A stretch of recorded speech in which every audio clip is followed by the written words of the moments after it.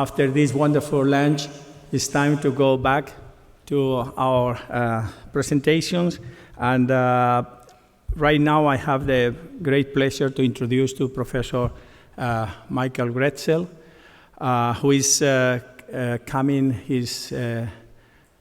developing his science in the EPFL, École Polytechnique Fédérale in Lausanne, or the Swiss Federal Institute of Technology in Lausanne. I cannot figure out other scientists influencing so much the field of materials for photovoltaics. And actually, everything, let me say that everything is impressive with Michael. The numbers, let me give you just a couple of numbers because this can help you to center. It's difficult because he is very well renowned all over the world. The number of citations surpassed 250,000 citations. You hear in the right manner, so it's in between the three most cited scientists in the world, with an Hirsch index for those people who like it is around 240, 250, something like that. It depends on the day, you know. And but it's impressive are the numbers. Much more impressive is the scientific achievements from his group. Michael had a very seminal paper in Nature in 1991 when he published a paper related with the dye-sensitized solar cells. For those which do not belong to the field, these solar cells are usually referred to as the Graetzel cells. And these important, these are one of the, let's say, new generation of cells. Dye-sensitized solar cells are among those systems which could be of interest for the benefit of the renewable energies. But this was also the base for the starting of a new topic, which was a real tsunami in photovoltaics, like it was the perovskite solar cells or hybrid inorganic perovskite-based solar cells, where most of the concepts, even materials coming from dye-sensitized solar cells were applied in a very successful manner for perovskite solar cells. So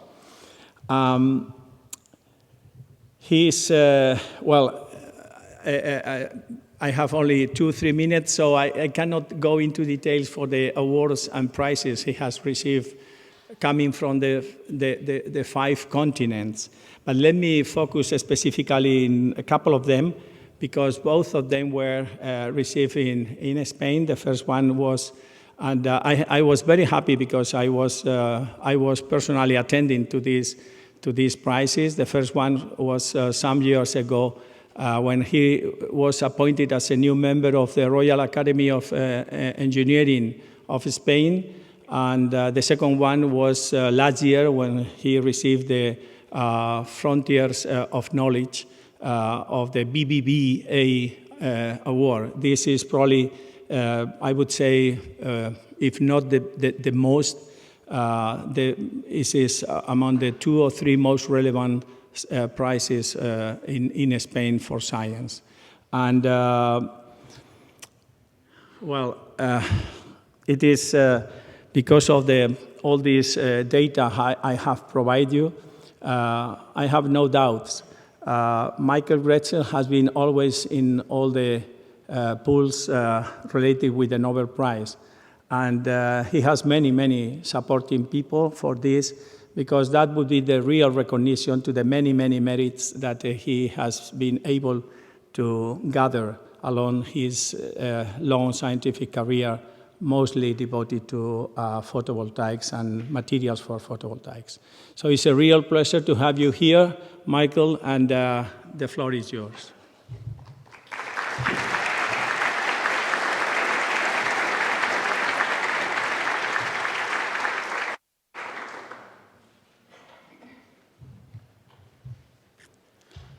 Well, it's a real pleasure and honor to be here, and I'd like to thank Nazario for his kind introduction and George for the invitation.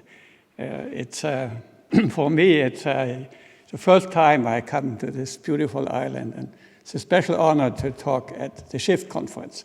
And so the conference is shifting, as we heard this morning, to applications of light energy and light energy conversion. And so I want to give you, in the next 45 minutes, just a flavor of how our research developed with the emergence of the mesoscopic dye-sensitized systems, the molecular photovoltaics, which then gave rise to formation of perovskite solar cells. That's 10 years ago. We are celebrating the 10th anniversary of the solid-state version of perovskite solar cells.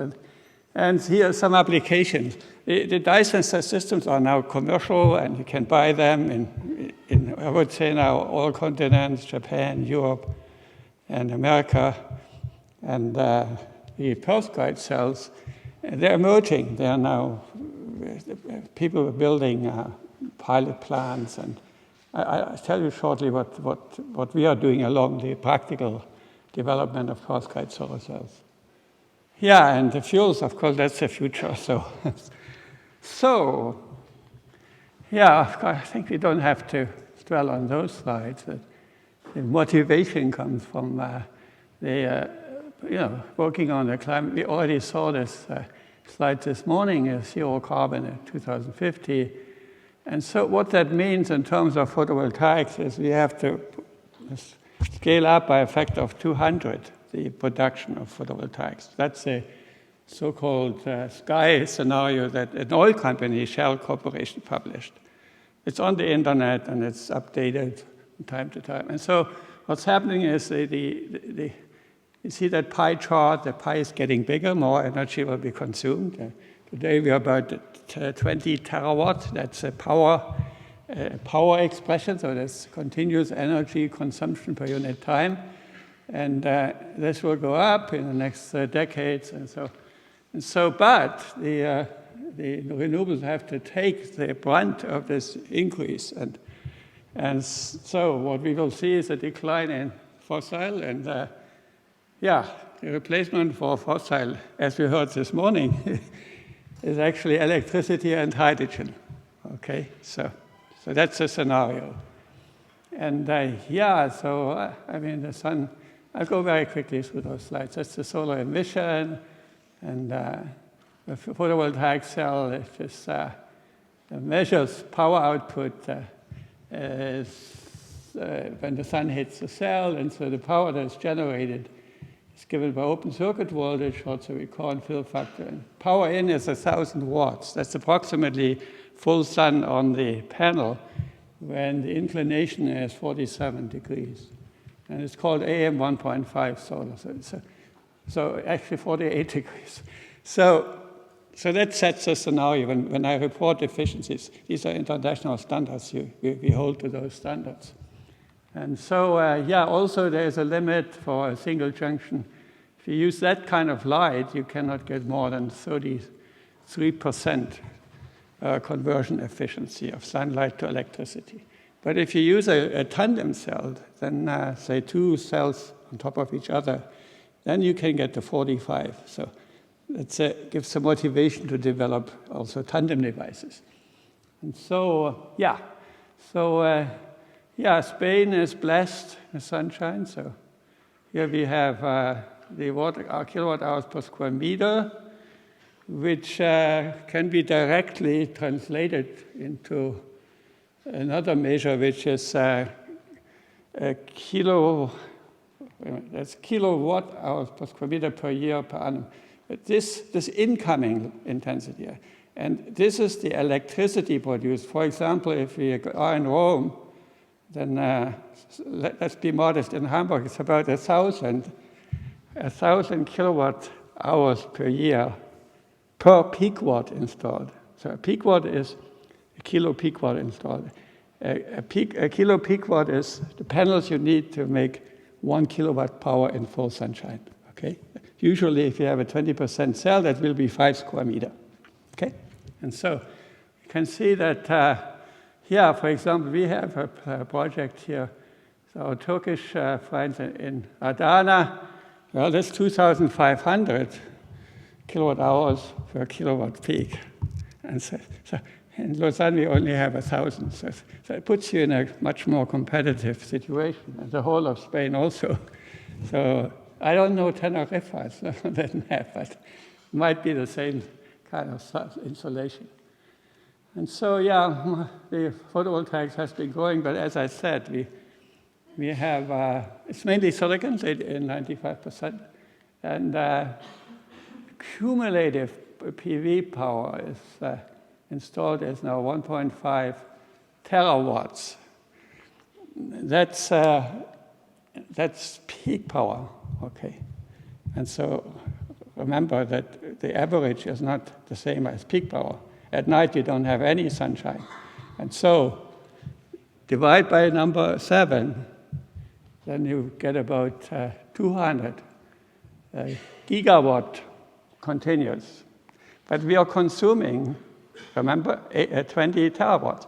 So we're still, I mean, very small, 1% of the energy consumption, world energy consumption in power is provided by PV power. That's why we need that factor of 200 to make up for, to achieve that higher share. Okay. Yeah, there's all sorts of cells, but today we are on this future or emerging solar cell. And yeah, some of the advantages, for example, if I take the dye sensors or the PSC stands for perovskite, the payback time, okay, is much shorter than for monosilicon. Monosilicon is about 2 to 4 years, depending where you have those panels. So you're in Adana or here in Tenerife or in Lausanne, okay?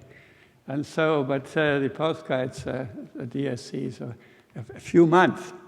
That's very important, because if your panels have to run for years before you get the energy back that you have consumed in the production, that's of course a disadvantage, because we need net energy production. And so that's a figure that's very, very important.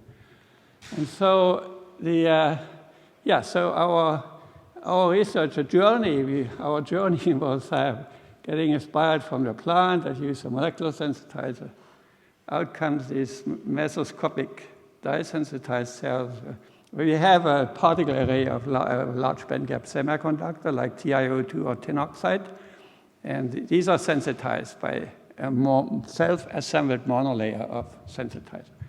And there was also the photoelectrochemical cells, mesoscopic features. The advantage there is that when you go to mesoscopic dimension, you can harvest the light, and the diffusion path for the carrier is very short. While if you take a compact layer, the light absorption length is much longer than the diffusion path, so you're not collecting the carriers. And here are some applications. Yeah, so now let's talk a little bit about the photovoltaics. So this is the molecular system, and very different from silicon, a p-n junction. We have a molecular sensitizer, charge, first excitation, charge separation at the interface. And then you have to collect the charges. The electrons go out and perform work, come back in the cell through back contact. They have to be brought back to the dye, otherwise the dye will be depleted in no time. And so there's a shuttle that has to act, bringing the electrons back to the oxidized dye. And so let's set this in motion. We have the excitation, injection, collection, the work is performed, electron is brought back in the cell, the shuttle brings it back to the dye. Okay, and so that principle was known when we first started our work. And I'll show you a paper by John Godenough. He turned to be a battery chemist afterwards. But initially, he was actually working on dye-sensitized cells. And we knew each other in those early days. He visited us, and so he published that paper. But you can see that this was on a compact single crystal Ti2 electrode. So he puts the dye layer on a ruthenium complex, and you see the output, 7 nanoamps, 70 nanoamps per square centimeter. Well, a PV cell should give you 20, 30, 40 milliamps. You see, way far away, a factor of 100,000 from what the current should be. And so that's why that whole field was decried as being without any chance of success. So people discouraged us from working in this field. And so, Michael, don't touch it. It's a done deal. It's not working. And so, but we came from a different angle. We were sensitizing colloidal nanoparticles of Ti2 in solution. Actually, we were the first to work on colloidal semiconductors. And what the trick there is, you can disperse those in a fluid. The solution is transparent, and so with a laser, you can probe the light-induced electron transfer reactions. And so then what we found was that when we compare this is a flat cell, like John's a good enough cell. You have the carboxylated ruthenium complex, attaching to the titanium ions on the surface through these carboxylates. And so here you see the incident photon current conversion efficiency, 0.1%. You should get close to 100%, okay. And a very narrow response.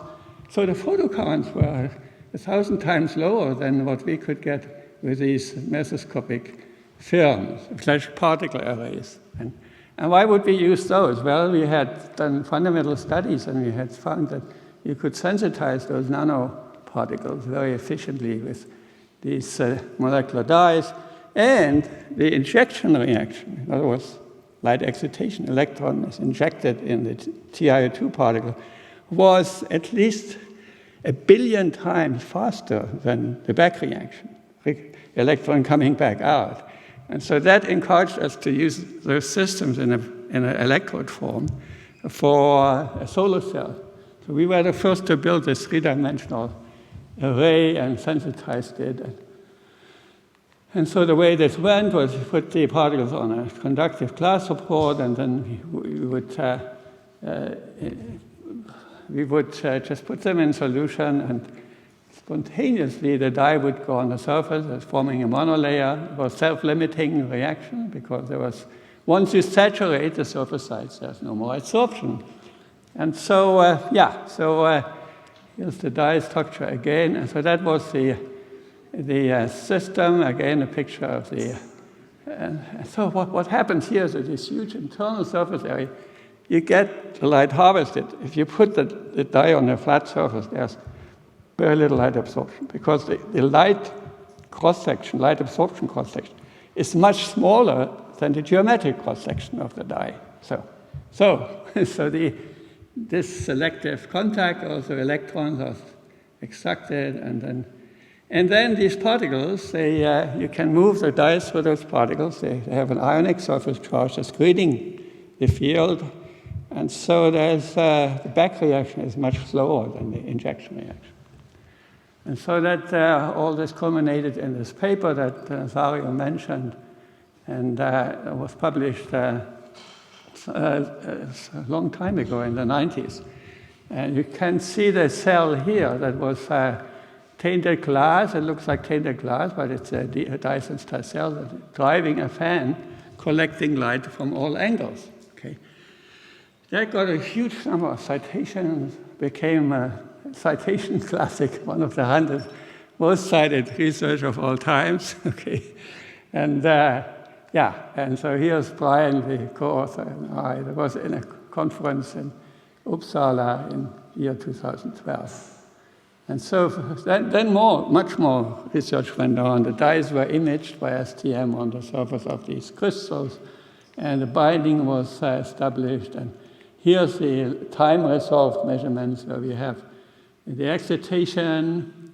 Let's look at the picosecond time scale. You see the laser, with a femtosecond laser, we excite the dye, and you can see the electron goes in within a fraction of a picosecond. And then nothing, just flat. Nothing happens. The electron is not coming out on that time scale. You have to go to milliseconds to see it coming out. Okay? And so here's a quantum mechanical picture of that, and I'd like to thank the co-authors, and especially Professor Saloni, Annabella Saloni, who was a professor in Princeton. She's a theoretician, and she came up with this orbital. Her student is Filippo De Angelis, who's now become a very famous professor himself in Perugia. He's in Perugia. And so what happens is, when you put this die again, you have the orbitals, the HOMO orbital is here, the electron is on the thiocyanates. You excite the electron shift to the ligand, it's excitation, charge transfer to the ligand. Ligand, it's called metal to ligand charge transfer. And and then there's the injection process. And so here you see with another dye that is this is a cyanine dye, and it's an anthocyanin, which is actually the color of blackberries and all these berries, raspberries, strawberries.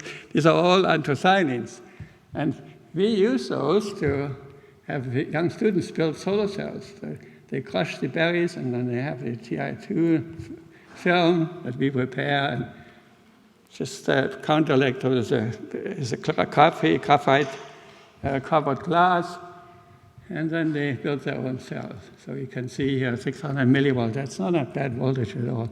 And here's the quantum mechanical description of the sensitization process, published by Professor Kaxias from Harvard. And you can see what happens. Again, electron is an excited state coming in within 112 femtoseconds. But the positive charge, is not injected because you have no energy levels. So these particles are electron-selective contact. In photovoltaics, you need an electron-selective and hole-selective contact if you don't have a p-n junction.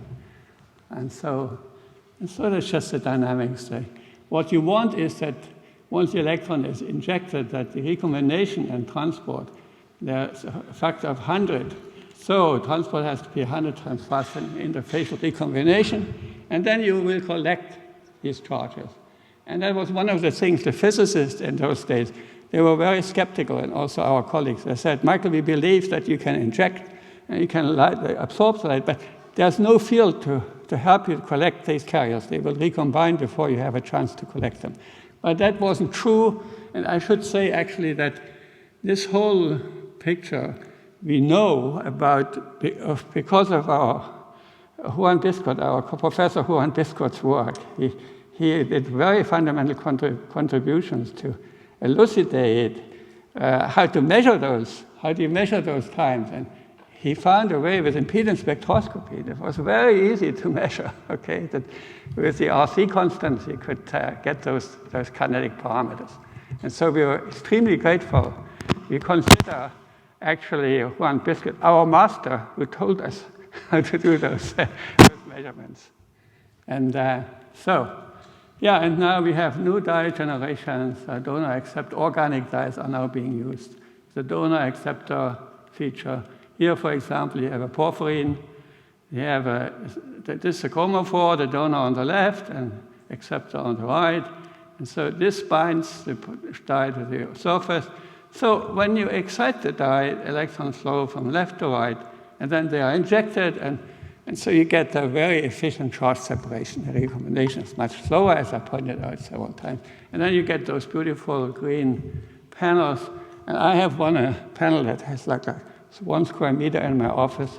It's green like this, and it powers my computer. Okay, so I don't need. If our electricity is turned off, if we have actually a threat that this will happen next year, okay, at least I have my power for the computer. And so, so today we have reached 15.2%. That's a new record. We have a Nature paper that will come out any time now, probably in 6 days. We're just doing the final polishing, that will explain to you the details. It's a co-sensitization. We use 2 sensitizers. But there's a pre-treatment of the film with the with this hydroxonate. So what the pretreatment is to slow down the absorption process. If you just put the film in a solution, the absorption is uncontrolled. It goes very quickly, and you don't get a nice self-assembled monolayer. But if you slow it down, you get this beautiful result. And you can read our Nature paper. And so we are on our way to get to higher efficiency. This is actually a paper from Higashino, who et al. Who have analyzed the development of DSCs. Yeah, and so this gave rise to a number of commercial applications and products. And this is our famous, this is our Congress Hall in Lausanne, Swiss Congress Center, Swiss Tech Congress Center, and you see here the beauty of those panels. And the commercial is now going in the two directions. These kind of panels for vertical positioning. I told you light is captured from both sides. These are bifacial devices. And so they have that advantage being aesthetically beautiful and being bifacial. And so that there are markets that have opened up for this kind of products. But there's also a huge interest in ambient light harvesting. And so these started with paper in Nature Photonics. I should tell you, this really was a lot of, impetus given by using these copper complexes instead of iodine iodide as a shuttle. And they give much higher voltages. And why is that? Well, the loss in the regeneration step. Okay, when you regenerate the dye, there is a loss. But the copper 1, copper 2 couple has a very low reorganization energy. And it's like 150 millielectron volts. And so you can get away with a very small driving force for this regeneration. It gives you a higher voltage. And this is a photovoltaic device that would use those high conversion efficiency. And you can see we have the DSC, we are above competition in ambient light harvesting. Even gallium arsenide has a lower power output. And so here are some products of these ambient systems. So I got a lot of these cells in my office. And a Swedish company, I mentioned only two companies. These are now the manufacturing lines. This is behind the KTH. This is the opening of the plant. King Gustav Adolf is standing here for the tape cutting.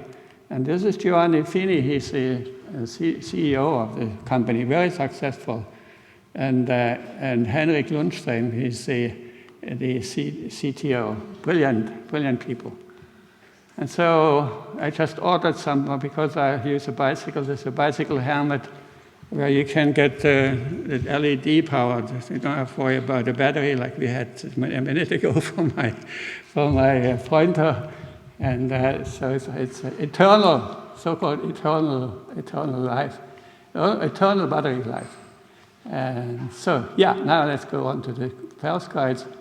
And as I said, the perovskite emerged from the DSCs, and I thought you put it right. A lot of the materials and concepts were taken over.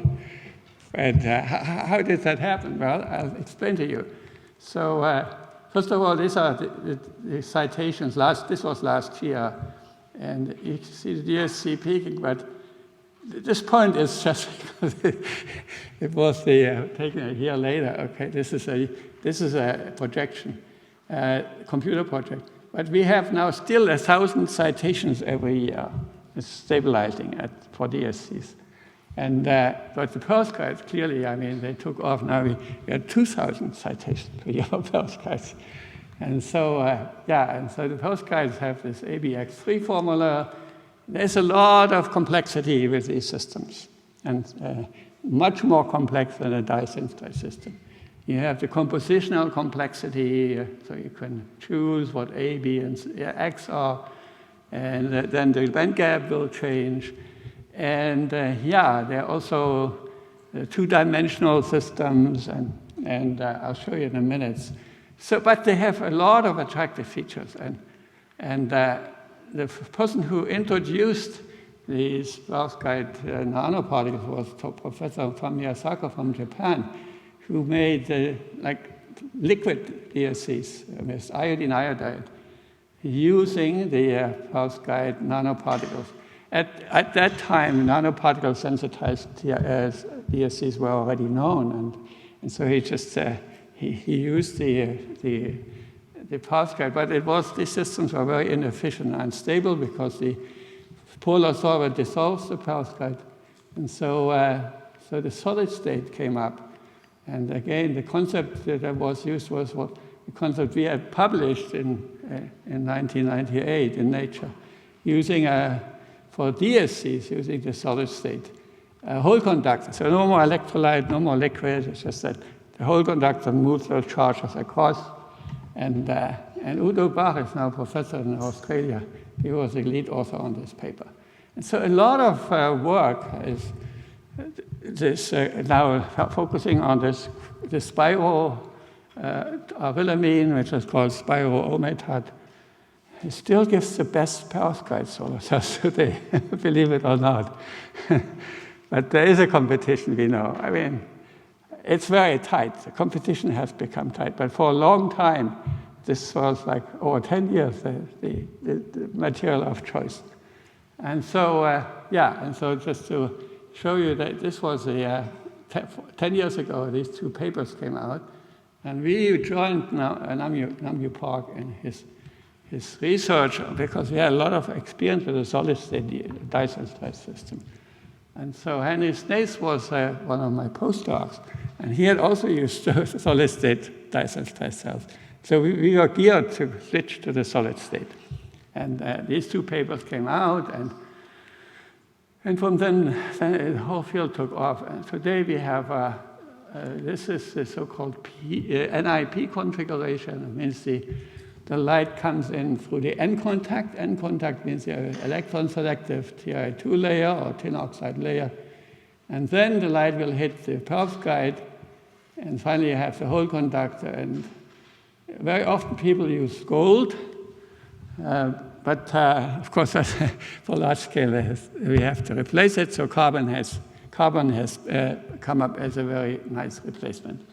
And so, I mentioned to you the Rank Prize on 4th of July this year. We all went to London, and all these 7 people got the Rank Prize, okay? And 6 out of those 7 are on those 2 papers I just showed you. And the only person who is not on these 2 papers is Professor Soak. Well, he published with us a paper that was just a few months off, okay? But he did a lot of interesting work for perovskite solar. And he holds the efficiency record, actually, of 25.7. And so, I will go very quickly. These are different preparation methods. Here we first put the lead iodide on the film, then convert it to the perovskite, just contacting with the ammonium, methylammonium iodide, or formamidinium. So these are techniques how you make those films, and very important for the scale-up now, because the spin coating people have been using for many years now, you can't apply this for a 30 by 30 module, okay? So you have to come up with slot die coating or these dipping process. That's something that will work much better. And so, but this paper for the first time shows that the perovskite actually was infiltrating the pore space. There was even a capping layer. This was the birth of the capping layer, okay? And now the capping layer has become the main absorber layer. And this Ti2 mesoscopic layer has shrunk. And for tin oxide, we only use about 20 nanometer size. But this cell here will remind you, I mean, this looks very much like our DSC. We have the fluorine-dipped oxide, the compact Ti2 mesoscopic perovskite. It's almost like the solid-state DSC, except that now the perovskite is filling the pores, and we have this overlayer. And but otherwise, it's so Nazari was right. This field has benefited a lot from previous experience, and Yeah, but the complexity I mentioned to you is high. And so we have this mixed ionic electronic conductivity, which is really a pain, because ions move under the effect of a field. And so, yeah, so this, you have to master all of this, which takes a lot of research. We are not yet at the end of the story. Still have to do a lot of research on perovskites, make sure we fully understand those systems. And for example, stabilizing the formamidinium, you just mix two cations, like the cesium and formamidinium. They both are yellow, you don't want the yellow form, so when you grind them, you get the black form. And that is very active. And so the efficiencies have been climbing up, and over 25%. And so this today's configuration is very much like what I just showed. And yeah, so we can move on. We published a paper in Science this year where we got exactly the record result, which was previously attained by our colleague, Dr. Soap. But you can see these systems are really nice. We had a thin layer of tin oxide quantum dots as electron selective system. And you can see here the losses. I mean, these cells have electroluminescence yield of close to 20%, okay? And so just you can run the cell either as an electroluminescence device or a photovoltaic. You don't have to change anything, okay? And so, yeah, and so I pass over this in the interest of time. This was confirmation. And however, I mean, these are stability questions now that come up. We need to assure that these cells can live for 25 years, okay? And so iodine loss was one of the issues. So this has to do with trapping of holes on the iodide lattice, and then iodine is formed, and if it can escape, you will have a problem, because then the composition of the film will change, and that will deactivate the perovskite. And so typically passivation layers are used to prevent that. And so we have here a layer that is just an alkyl dimethylammonium halide amplified, and you can see the efficiency improves, and also the so-called phase segregation effect, or if you have bromide iodide in the light, the films will decompose into the iodide and bromide phase, so that's suppressed. So yeah, so I finished showing you a paper that was submitted to Science and is under review. It shows an amazing result. I mean, here we have, by engineering the hole conductor, we have now stability at 75 degrees. You put the light on, full sunlight, keep the cell at 75 degrees centigrade, and for 3,300 hours, okay? You see hardly any change in efficiency. This is something that, if I had to produce now, I would use that configuration, okay? And so that's amazing. And also the heat stability itself is very good. So this is state of the art in efficiency and stability. Also the carbon, I mentioned the carbon. Gold has to disappear, and so we have to move to carbon as a whole selective contact, as a back contact. See, also these cells are very, very stable. So that's something that could be scaled up and commercially in the next few years. We're talking about maybe 25, 26, that you will buy modules of perovskite solar cells.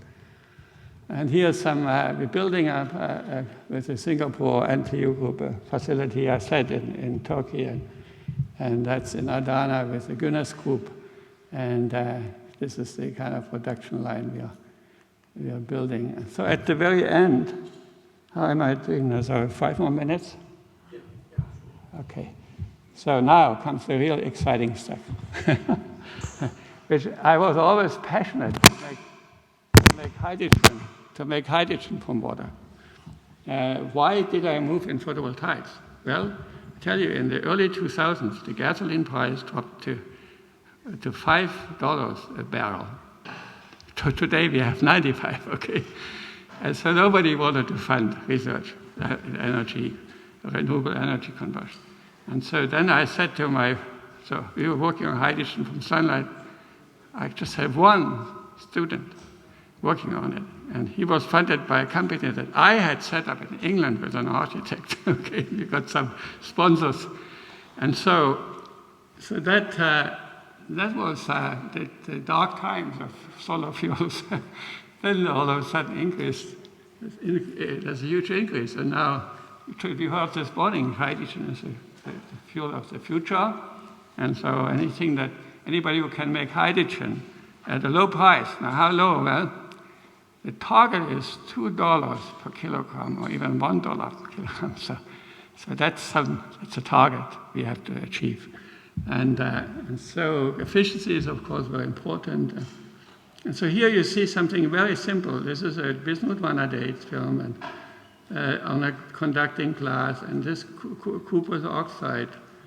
And now you just put a wire across. This is the simplest water splitting system we have developed. I love it. I just love it. It's not the most efficient one, but just for simplicity. You take those two glass sheets, okay? Light comes from the left, it hits first the bismuth vanadate. Some light will go through, so you excite, this is a tandem system. And then water will be split. Oxygen comes off the bismuth vanadate and hydrogen on the copper oxide electrode. So, but the ones where we use PV-driven electrolysis are better.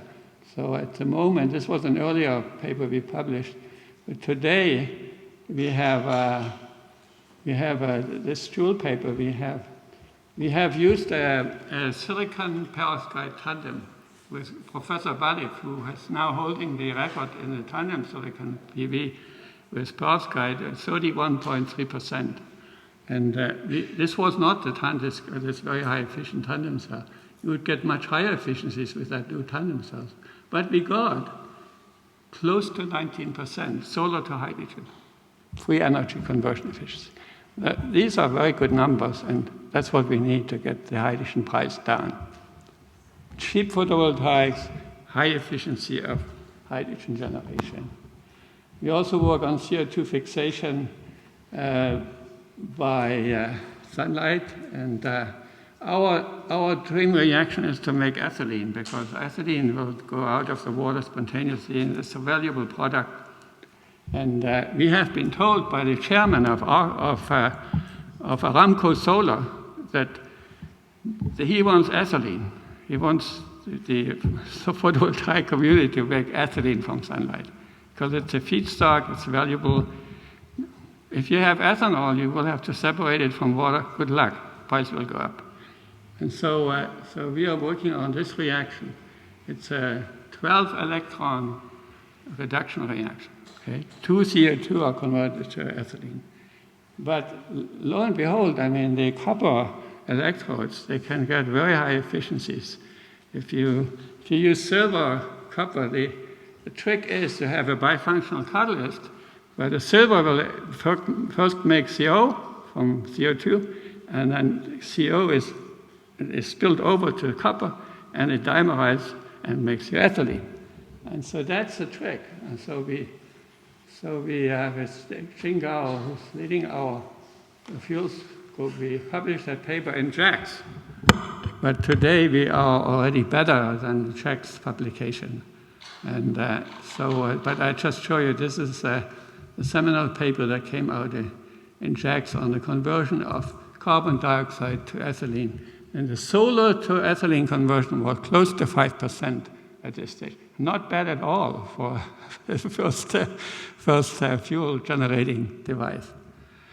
Yeah, I finished now by just showing you, you can relax. The slides are coming, are just some application slides.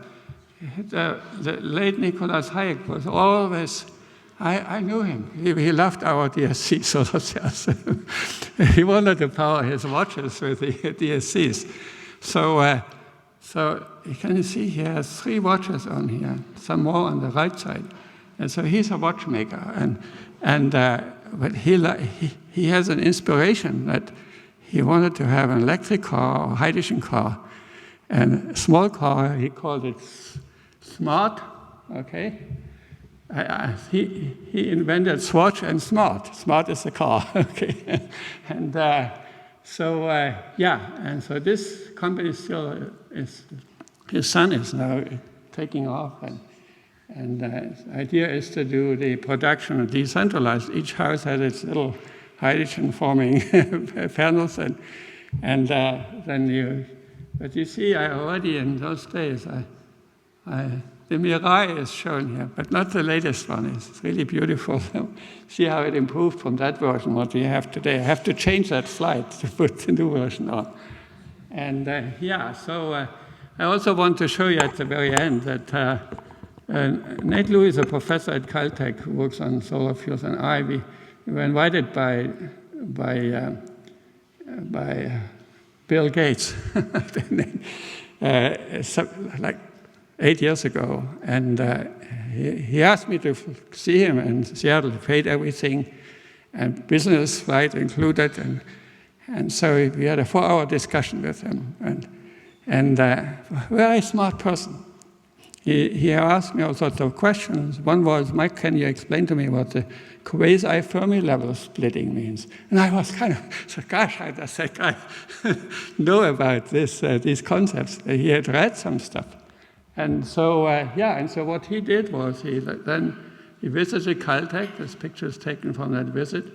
And he set up a $1 billion fund. If you're interested in getting funded, this is real money. You can write a proposal. I can help you to whom to write.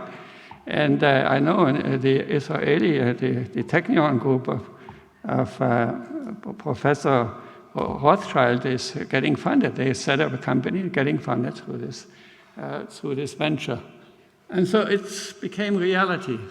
That's what we need. So now this is, we finish.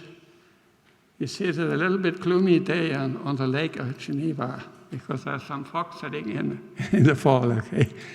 But you go up above the fog, it looks differently.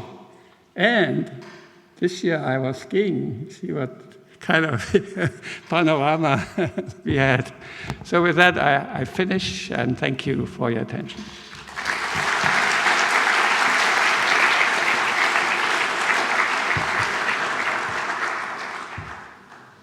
Okay. I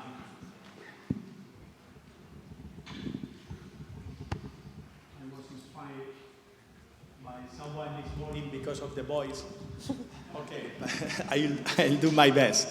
Okay, so time is the floor is open for discussion. Questions, please. Well, okay, please go ahead. Michael, thanks. Nice talk. As you're probably aware, silicon photovoltaics is now pushing 40 years performance guarantees. Silicon photovoltaics is pushing 40 years performance guarantees, meaning that they will guarantee 90% of the initial performance is maintained after 40 years. And this is kind of what perovskites have to beat, in order to crack this market, right? How do you see the potential there, or the challenge, or both? I wouldn't say beat it. We have to match it, okay? But I kind of doubt whether this is a good target. I agree. We all want to go longer and longer. But what if somebody says my cell lasts 100 years? You think that people would be interested in that? They don't live that long, okay? I know we are still in a lifespan that makes sense, and I only can thank you for that. I installed silicon panel on my chalet, and I'm producing electricity, making money actually, because I'm not using it. And so this is, but the perovskites are a threat to silicon. And why is that? Well, silicon uses these extremely high temperatures. And the material has to be 99.9999, I think 8 nines in the purity, the PV grade silicon. Here comes a technology that uses 500 times less material. I mean, silicon cells have 300 micron thickness, and we have a half a micron. And these compounds can be built just from the shelf, and you can use solution processing. It cannot be made more cheaply.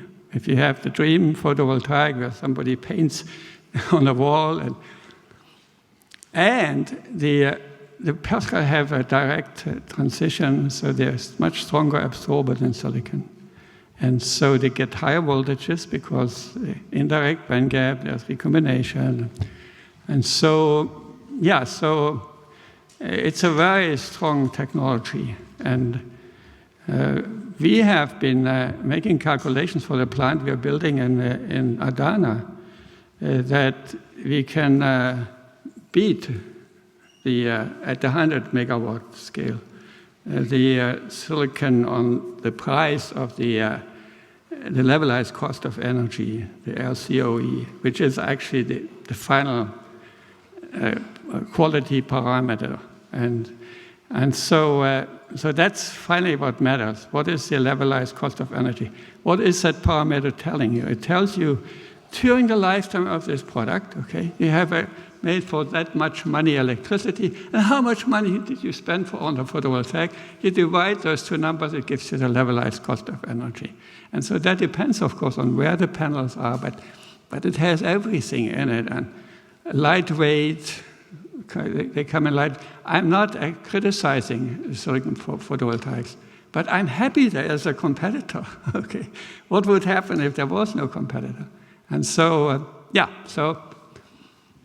so that's still early time, I agree. So you can't really, silicon cells were invented in 1950. That's 70 years ago. And we have just 10 years from those guys. So just go 60 more years. Wow. You might have the super duper. And also the tandem is, of course, a concept that uses both silicon and perovskite. And the silicon industry is very, very, very interested in tandems. Why is that?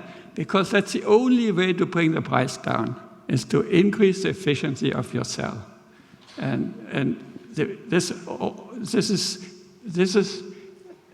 will pay off in the cell price. And so a tandem is more efficient, and so now 31.3. Well, that's more efficient than the silicon cells. So here's my creed. Sorry, so long. Well, I would like to add that at the end is not to replace a technology, but just to add a new technology, emergent technology, just to work together in the search for the mixed energy. But who knows? Because it could change the scenario as well. Now the Mars and the spatial trips could be a good opportunity for perovskites because in terms of stability. So there are open questions over there. Yeah, that's a good point because the silicon is very radiation sensitive. It can be used in space for 50 years. It's impossible. Other question? Still, we have some few minutes for some. Okay, yeah, ladies, please. Thank you, very fascinating. And I'm from another field. But I was curious to hear from you your opinion on the fact that perovskite may be unstable. But in terms of sustainability, can't you use this instability to recover the materials by which the perovskites are made? So in some way to have a sustainability, because once you have been working, you also think on how to recycle the materials and perhaps exploiting the fact that they are in some way unstable, no? Could you please comment? Thank you. Yeah, that's a good point. The levelized cost of energy has to include the recycling. But I dare say that the recycling of the perovskite is much easier than silicon panels because these FTO glasses, with the oxide on, you could just wash the perovskite off and recuperate it, dissolve it in a polar solvent and recuperate it. And then you can remake your cell, just assemble the glass again with a carbon back contact. And so that's another strong point. But we're not necessarily trying to what should I say, to badmouth about silicon. It's just saying that the deal is done and there is no room for another technology. That's certainly wrong. The perovskite shows there is room. Hello, thank you for the nice talk. You have shown in one slide that the vacuum-assisted solution processing as a way of increasing the active area of the solar cells. And I would like to know your opinion about the feasibility of using processing of vacuum in the upscaling of the solar cells. Well, actually, the evaporation, the fabrication of the cells by sublimation of materials at a larger scale. This is only feasible if the process is fast. Because I tell you, I went through the calculations for the Adana plant, and you have to get 100 megawatt output, peak power per year, okay? You have maybe 20 seconds to make the 30 by 30 panel, and you need 3 lines in parallel, okay? So if there is a process that takes 20 minutes, forget it. You just don't get the volume to the gigawatt scale what you need. Here we're talking 100 megawatt, okay? But the silicon plants are already on the gigawatt scale, and we have to get to the gigawatt scale. Okay, so we are just perfectly in time. I'm sorry, but yeah, you are so close friend that please go ahead. So Mike, very quickly, question, very fast answer, please. Quickly, so quick, it only takes 6 electrons. So one of the reactions you show at the end, I was sorry I had to go to get a call. It's like you try to couple the perovskite solar cell with a copper catalyst for CO2 reduction. I was wondering if, do you know, because you know a lot of things, any other catalyst which is not copper that actually can couple CC bonds and transform CO2 into C2 or C3 chemical structures? Because everybody's working on copper-based catalyst, and it seems like this is like, again, what happens on solar cell. We stick for many years on the ruthenium dyes, and suddenly the organic dyes comes, and in catalysis, looks like everybody's focusing on the copper, and it should be something else.